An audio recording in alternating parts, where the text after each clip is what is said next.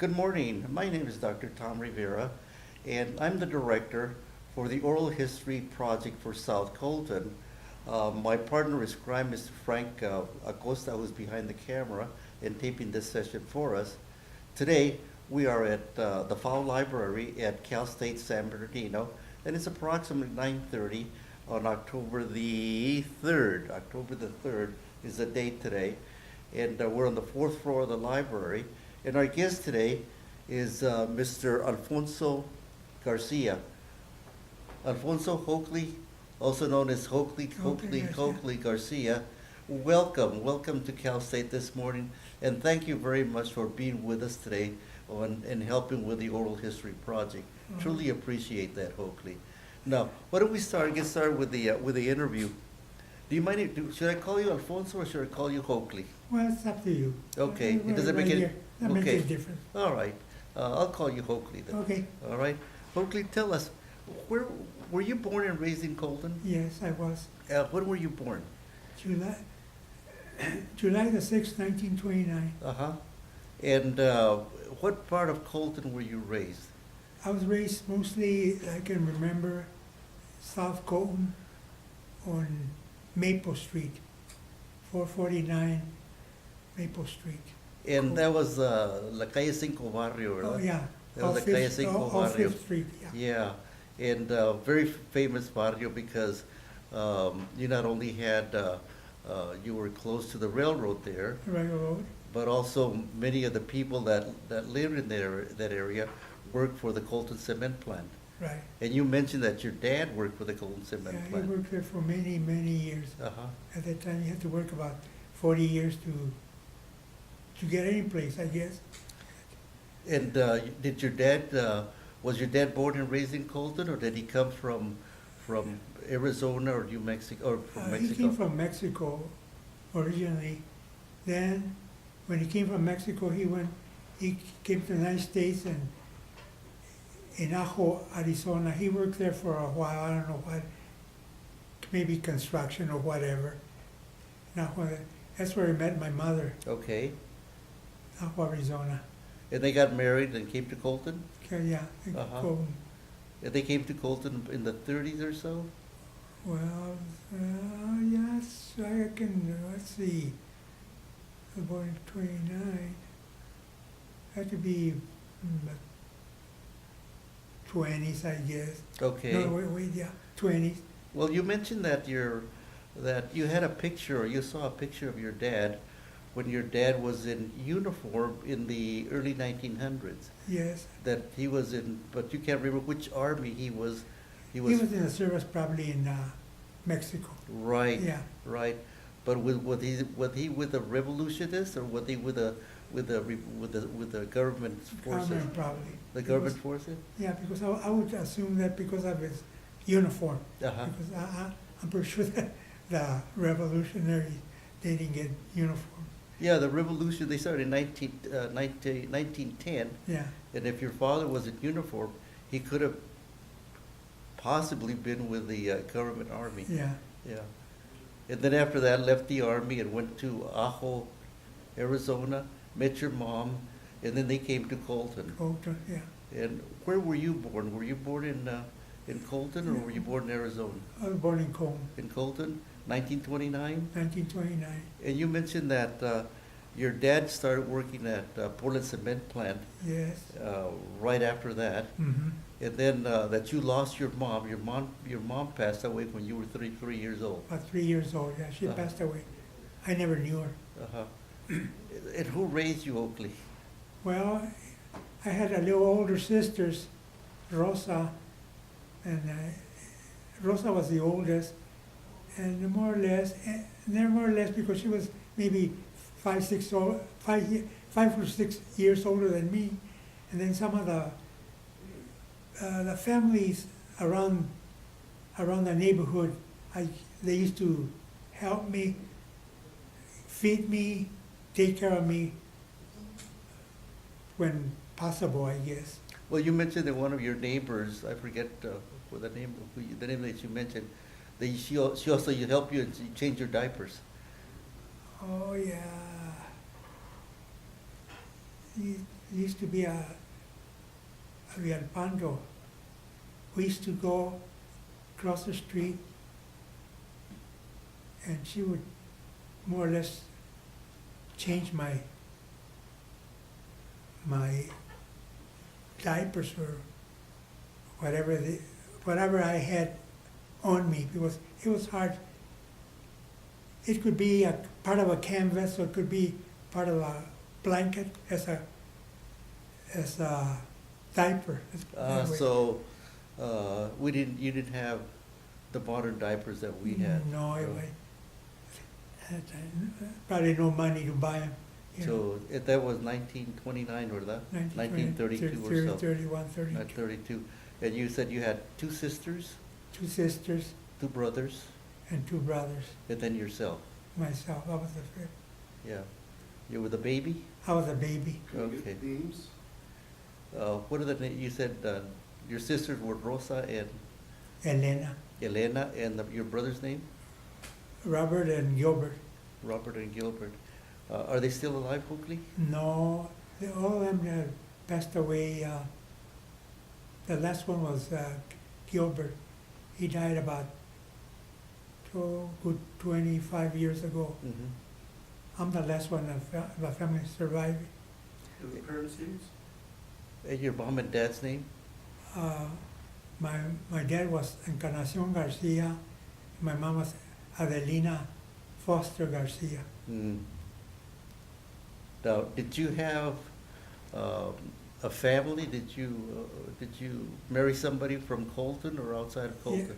Yeah, I married Ruth Mascorro from Colton. And we had about four kids, 2 boys and 2 girls. And my oldest daughter died. The first one died when she was about 2-3 years old. And I had Airline, and I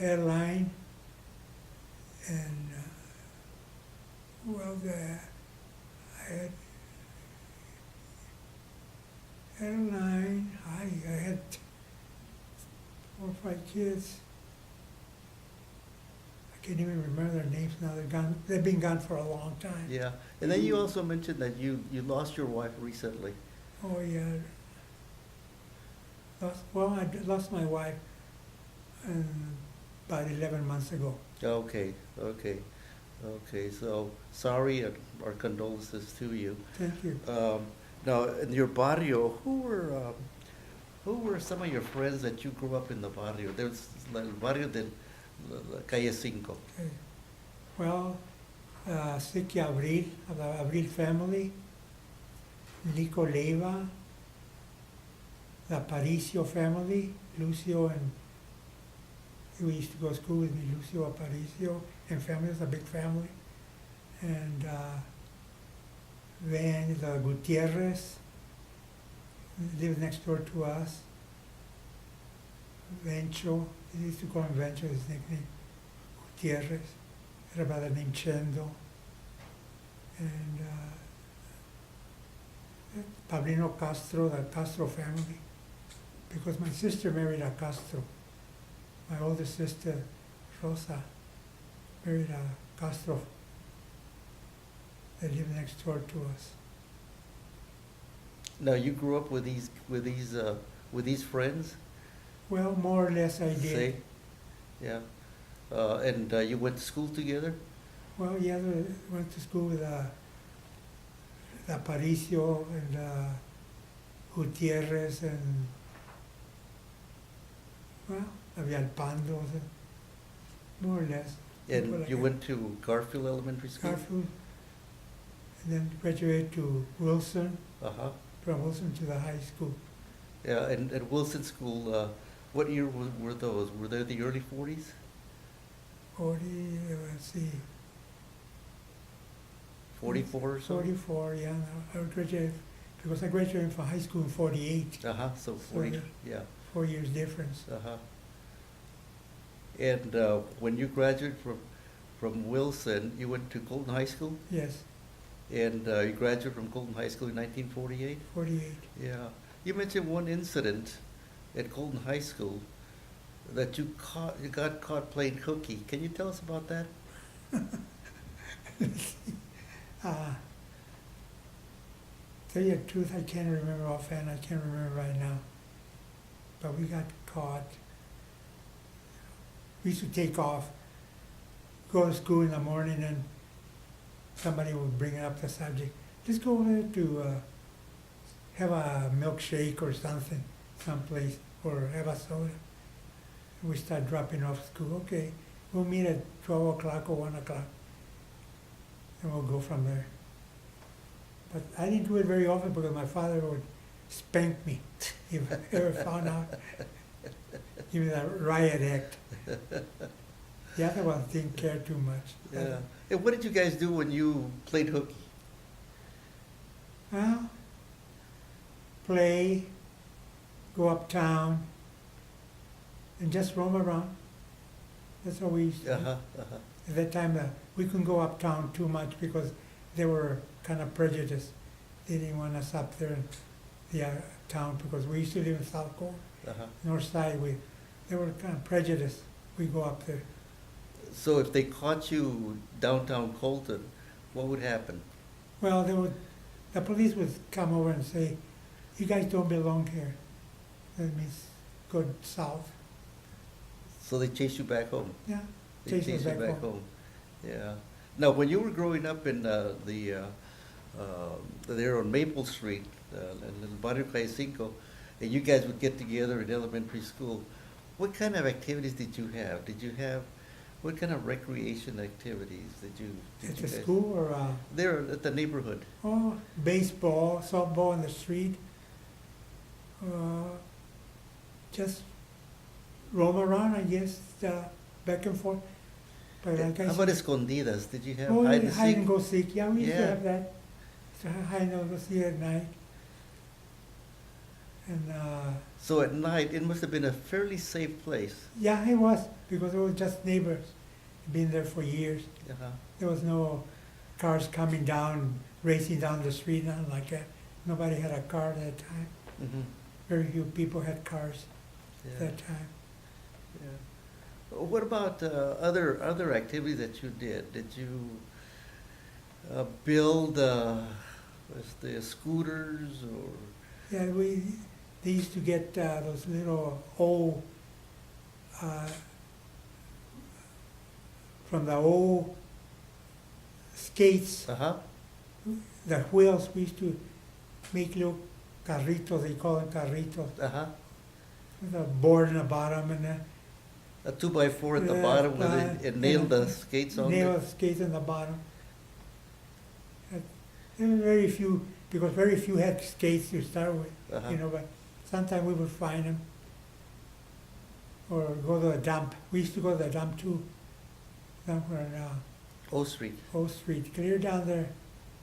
We used to find little things, junk. Oranges were frozen oranges.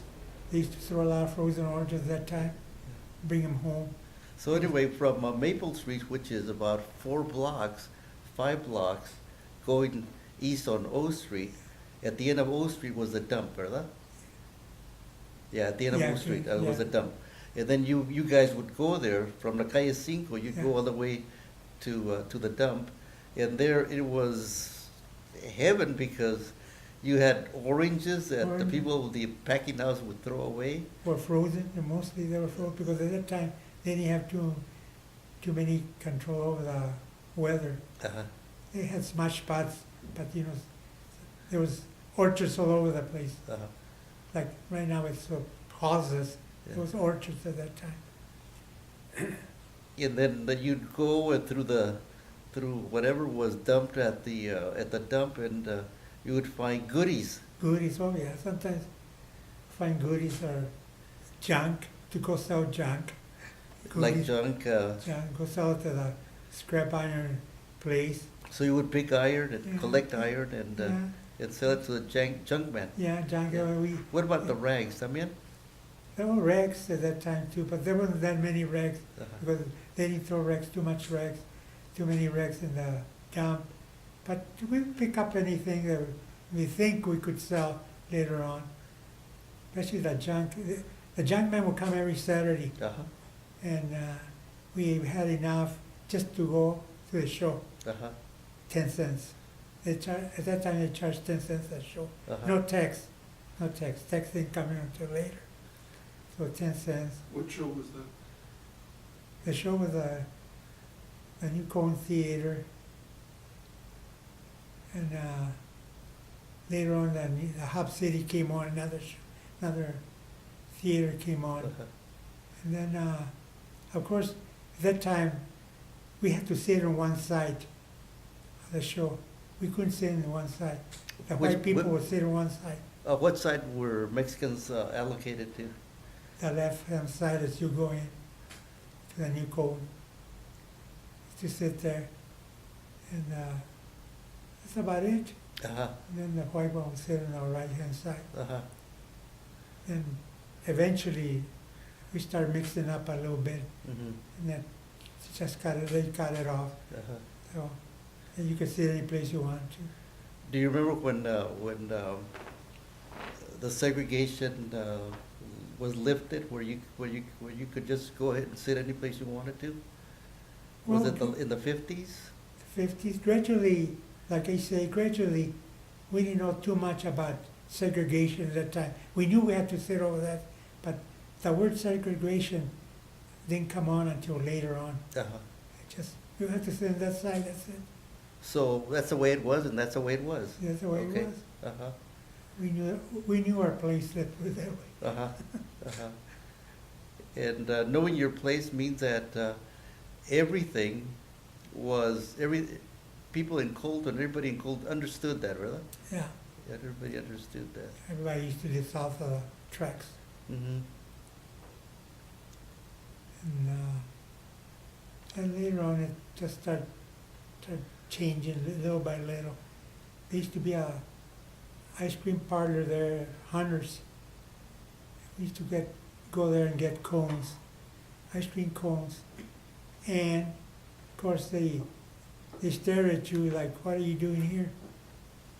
Buy cones for 5 cents or whatever it was. They used to, the people used to stare at us.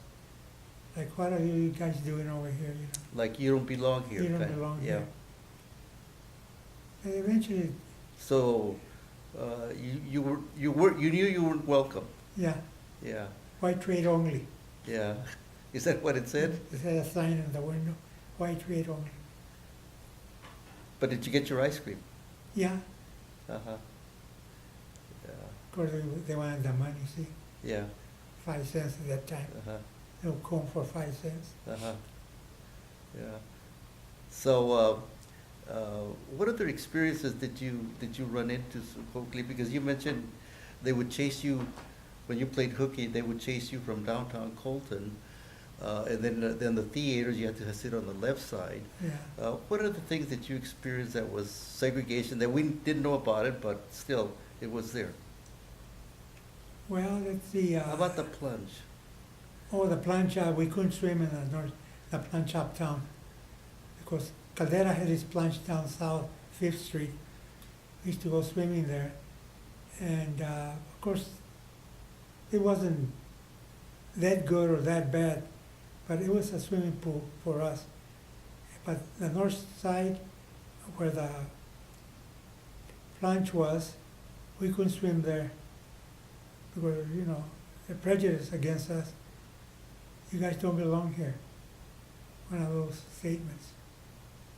Then sometimes we go to the Cuninos, Jeb Hill, they used to call it Jeb Hill, up on the hill. The canal, the irrigation canal will be there. We walk across the river just to go swimming there in summer. Yeah. And the Cuninos on La Cadena down there used to be a canal too. We go swimming there. Mhm. That's But the- mostly when you went to, the Caldera plunge was there, yeah, and it was there. close to your house. Yeah, It was only a couple of blocks from your house. yeah, a couple Yeah. of blocks. Yeah. Tell me about the Caldera plunge. Was it a big plunge or? Well, it was fairly big. It was Uh-huh. fairly big. Uh-huh. And they used to sell candies and whatever. Of course, most of the time we never had even a penny to buy anything.